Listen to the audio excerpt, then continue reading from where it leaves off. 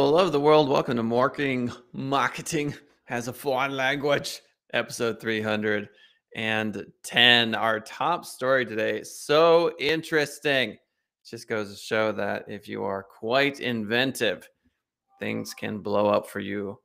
How a 29-year-old marketing expert used a weird resume to get 30,000 interviews in a week. Yeah.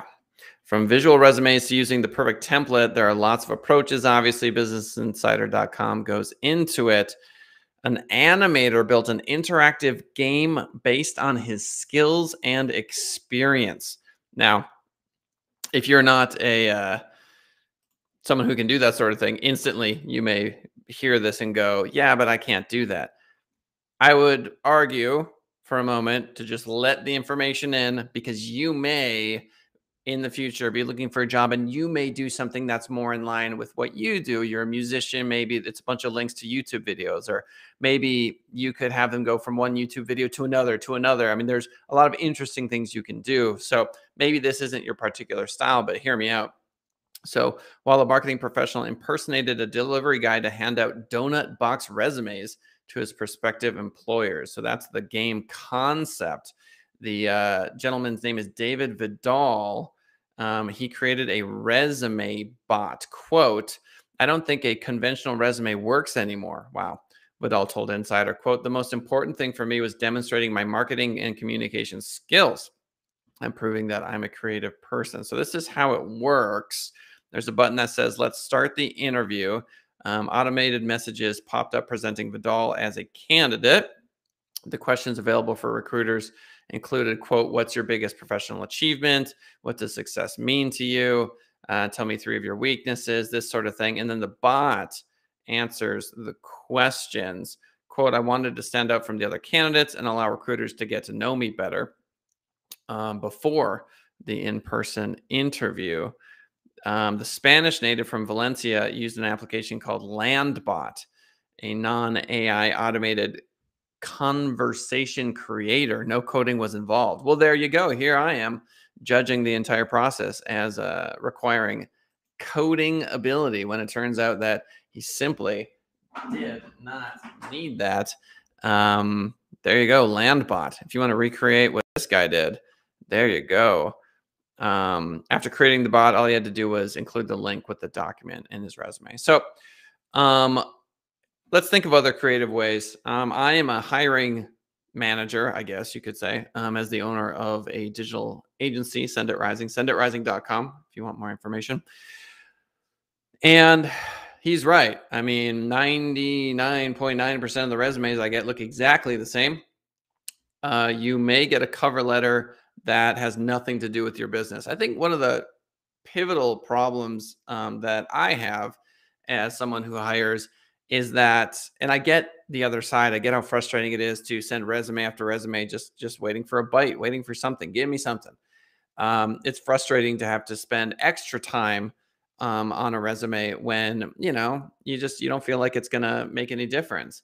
So the vast majority of people use the shotgun approach. Just throw it out there, see what sticks. Now, the issue I have with that is, let's say they include a cover letter. Just look at my website for 10 seconds. Just dive in just for a little bit. Give me 10 minutes of your time. Hey, this is what I like about Send It Rising. Hey, I see that you have a show. How's the show going?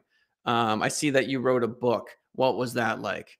I see that you've spoken at universities. Which was your favorite one? Like, I I hate to put it this way, but there's a word, sycophant. You heard that one? It's just a fancy word of saying suck up. And one of the reasons why I own a company now was that I understand ego. I understand that as the owner of a company, and trust me, for the vast majority of my adult life, I have not been a business owner. And so I understand that if I can get you talking about yourself, that's sales 101. I want you to talk about yourself. It makes me happy that you're smiling and interested in the conversation. I am letting my ego trip stop temporarily and I'm feeding yours. I mean, if you want to get into it and talk about your life, your experiences, sure. And what that shows is I'm not so attached to my melodrama that I am unable to give someone else their time to shine. And that is a quality that many people are looking for in their teammates, employees. Like, can you be humble? Um, because if you want to get into management, you're not humble. Oof. Who wants a arrogant manager? Who wants to work for that person? Nobody. I certainly don't. And so when it comes to resumes, if you're going to include some customized language, just search a little bit. Just search. Go on LinkedIn. See, like, for example, you could, when you send the resume, if you have an email, I know a lot of this through Indeed, but included in the cover letter. Let's say you do a LinkedIn search and you see that they're involved with the United Way. Hey, I saw that you were involved with the United Way. I love that. They've done a lot of great work. What's your favorite part about that? Are you on a board with them? Do you volunteer? Is volunteering part of your company? I can't tell you how many times I've interviewed somebody and they end up, well, I'll do 15 minutes. I'm leading the whole thing. It's all my energy, right? I'm just leading the whole deal. And then we get to the end and I'm like, do you have any thoughts or questions for me? And no, I don't. No, I don't. And there's a million relevant questions. And I know there's a million relevant questions that they could be asking. And they don't got it. They just do not have it. Um, and so just some tips and tricks from being on the other side of the aisle. If you ever get a chance to interview people, I highly recommend that as a method of becoming a better interviewee. Because when you see just how underprepared people are for an interview, you get a sense of what you should be behaving like. And then, obviously, in regards to this particular gentleman, um, anything you can do. Let's look at some examples of a good example would be giving links to work you've done. I love that. Giving links to a personal website that is a resume in and of itself is very strong. If you can get yourname.com and put videos, and, just show your personality. Maybe you're into mountain biking, and the website has things about your mountain biking. It's got things about other hobbies that you do. It talks about your professional skill set, that sort of thing. Having developed a website, paid for the hosting, done all of that work is incredibly helpful, at least when it comes to my perspective, which is hiring digital marketers. Same thing is true if you're trying to get a marketing job at like an engraving place or wherever. And you can say, hey, here's this project I worked on.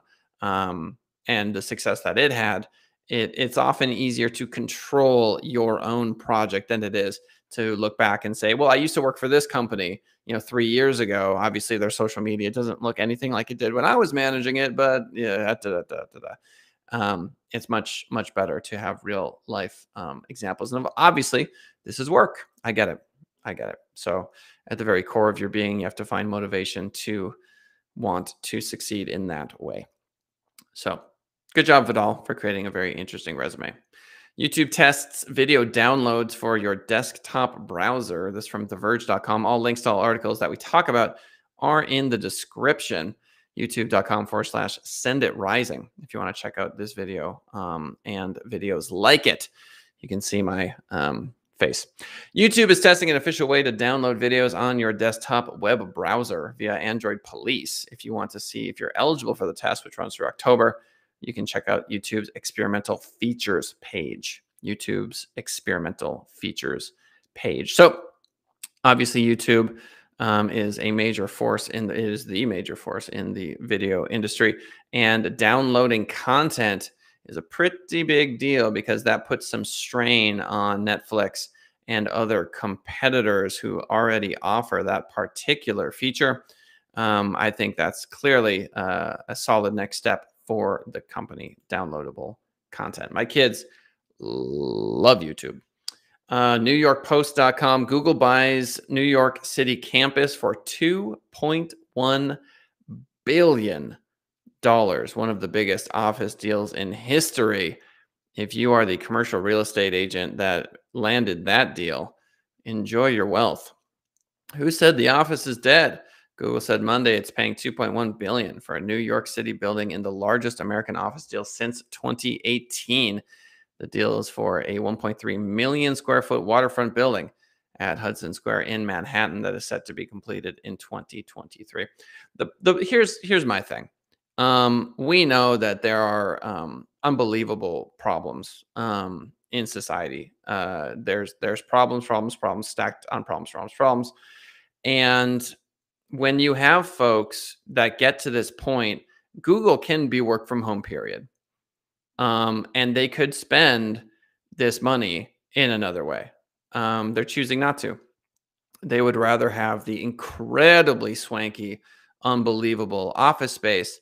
Um, and that's just the nature of humanity in general. Like when you have it, you can justify it. You go, oh, it's actually it's an investment. We're investing 2.1 billion. Google's already signed an agreement. Oh, never mind. To lease the Hudson Square office building from owners Oxford Properties Group and Canada Pension Plan Investments in 2018. I see. The terms of the lease included an option to buy the building, which they will do in 2022. The deal signals that Google's planning to expand its in-person footprint in New York, even as it gives more employees the option to work remotely. So, all right. I mean, every time that you click on a Google ad, you're funding projects like this. Every time you run a Google ad, you're funding projects like this. Wild how much power this company has. Absolutely mind-boggling. Finance.yahoo.com. John Stossel sues Facebook alleging defamation over fact check label, seeks at least $2 million. He doesn't need it, by the way, in case you're wondering. Former TV journalist John Stossel is demanding at least $2 million from Facebook, alleging the company defamed him by appending fact-checking labels to 2 videos he posted about climate change. In a statement to Variety, a Facebook spokesperson said, quote, "We believe this case is without merit. We get it." According to Stossel's lawsuit, in the past year, he posted 2 short video reports on Facebook in which he interviewed experts in the climate change arena. Here we go. So I guess you've got to wonder, I mean, this is the classic sort of, when you work with a private company, they can do whatever they want. And private citizens can also do whatever they want, and they can sue. So to what extent is this PR worthy? Well, if we want to extricate ourselves from this fight, you clearly have that sort of conservative free speech narrative against, the so-called liberal Facebook. You guys know this argument. It's not even worth talking about. I would rather talk about it from a step back, bird's eye view, which is, even if he doesn't win the lawsuit, I'm talking about him right now. And if I'm talking about him, there's a lot of other people talking about him. So it's great advertising. And then it's actually good advertising for Facebook too. So it doesn't seem synergistic, but it is. Both Stossel and Facebook can benefit from things like this, very similar to what Trump did during the elections, by getting everyone to talk about him. And I'm complicit, obviously, because here I am talking about him. What do you think? Do you think it has any merit? Leave a comment. YouTube.com/SendItRising. Leave a comment, would you? You can now get paid in Bitcoin to use Twitter. CNBC.com. Salvador Rodriguez is the author. Twitter will now allow users to tip their favorite creators on the social network using Bitcoin. Company announced on Thursday that tip feature will roll out globally to all Apple iOS users this week and will become available for Android users in the coming weeks. The integration of Bitcoin to Twitter's tip feature is hardly surprising, considering Dorsey's a very vocal supporter of Bitcoin. So Bitcoin feels like it's here to stay, even though it may not have the same applications as, say, Ethereum. That being said, I was quite surprised when it came to my experience on Twitch. People are happy to give money away. They don't have to. I am one of those people. I would go on Twitch and I would give bits to my favorite streamers. It's a joy. It's fun to give them money. The fact that Amazon takes about half of that, it's pretty wild. But the streamer does receive that money. And then this sort of sociological experiment of publicly giving people money is it just goes to show that that's just deeply imbued into who we are as people. We like to publicly show, maybe it's a status thing, a hierarchy thing, like, oh, this person just gave out all this, and the streamer themselves just goes wild. I mean, they can't stop talking about you. So it's almost like advertising in a way. So, yeah, at the end of the day, not surprising to me in the least that Twitter is going down this particular path. They were in hot water recently because apparently, according to sources on the internet, they weren't being very forthright about the number of users, and investors were quite unhappy about it. They were sued for over $800 million. And then, of course, you've got this sort of thing, which is their attempt. They're taking a cut of this clearly, and so we're going to see this all over the internet. It's going to be crypto um, economics, and it's going to be largely based not on products per se, but on entertainment. That huge entertainment dollar is going to start having a lot of fluidity. We see that in YouTube. We see that with content creators. We see that as part of our culture moving forward. Ladies and gentlemen, there is a documentary about a gentleman whose last name is Rinpoche, meditation master Mingyur Rinpoche, who walked around India, Nepal, and the Himalayas for 4.5 years. Very, very interesting. I resonate with those sorts of things. Wandering but Not Lost is the name of the documentary. How cool is that? Imagine having no possessions for 4.5 years and making your way through this incarnation. Absolutely fantastic. Ladies and gentlemen, hope you're having a wonderful day. I hope your day gets better. Remember, love everyone. I know it's hard, but try. Love everyone. And we will see you next time. Bye for now.